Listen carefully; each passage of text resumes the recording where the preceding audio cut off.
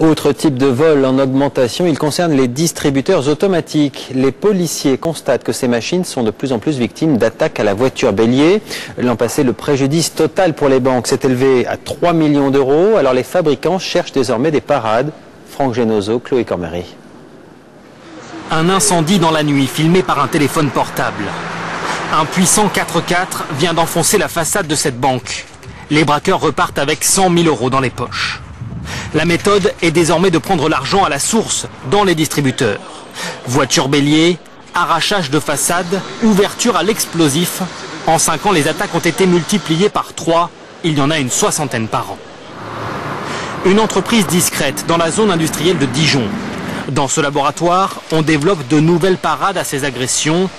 Faux distributeurs, fausses cassettes, faux billets, mais vraie technique pour contrer les voleurs.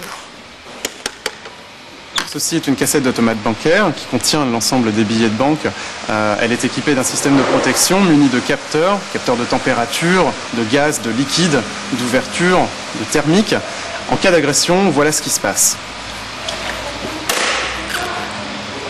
Une encre indélébile se répand en quelques secondes.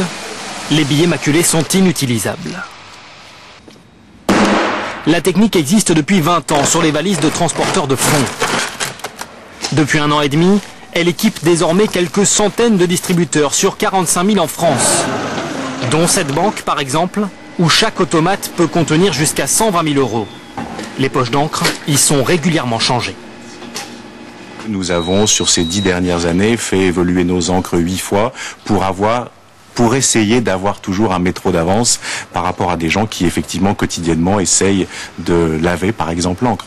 Si les distributeurs sont mieux protégés, les fabricants veulent aussi éviter un retour aux attaques de convoyeurs. La Brinks équipe certains distributeurs de détecteurs de stress dans la voie.